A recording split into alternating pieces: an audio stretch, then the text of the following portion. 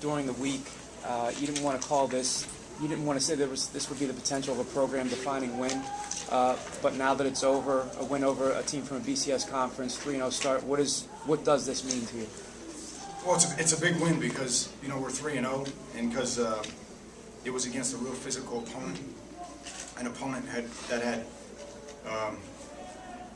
gone into South Bend and won, had gone into played South Carolina and won, beat South Florida, against a real good opponent, and so I think that's the significance of it. In terms of the BCS and all that, I don't mess with all that. Here's all I'll tell you about this, though. Okay, we lost in a tough game up there in 07 with 63 scholarships. They beat us here in 08 with 72, and now we beat them at full scholarship. So I'm real proud of our guys. I don't know anything about the BCS.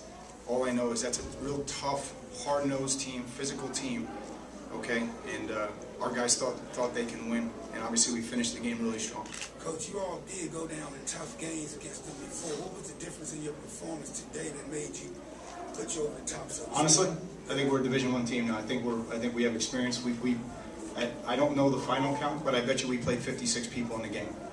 So by virtue of that, we're able to hang in there in the fourth quarter. We lost a lot of tough games as we were growing up because of a lot of things, but also, tired.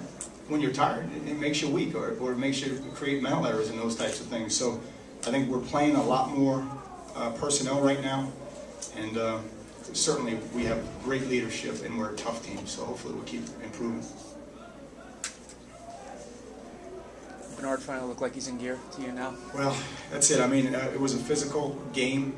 Again, UConn's a good team. They never beat themselves. It's so hard to get a turnover from them. They ran the ball better than probably anybody has ran it on us.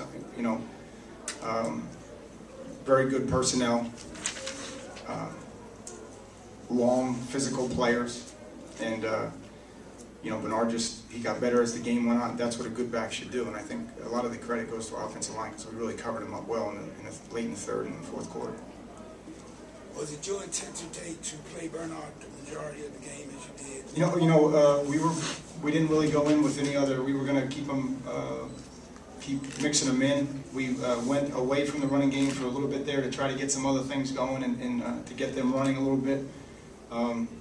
We didn't know if they had the depth that we had, so we just kept moving the field and trying to spread them out and really trying to get them run from sideline to sideline and cover the whole field in hopes that they would get tired and we'd be able to win game down the stretch. Whether that worked or not, I don't know, but certainly Bernard started to take over, and then I was reluctant to take him out because it turned into a between the tackles game. So I'm real proud of him though, because he took a couple of hits and he just I'm real proud of the way he performed. How did Chester throw the ball to you today? Okay, I mean, there's so many things we have to fix, all right, but but when a team knows how to win and a team stays together and a team has some discipline and some toughness, you can find ways to win, and I think that's what we're doing right now. We're finding ways to win. When you look at the tape, and again, maybe our expectations are higher, but when you look at the tape, there's going to be so much we have to fix. On special teams, we're not as good as we need to be. That the punt return that we fumbled nearly cost us. Our protection is breaking down at times, and we're getting costly penalties. So there's a lot to fix, and which is good as a coach if you're winning, because you can keep their attention. And so hopefully, they'll just stay focused here.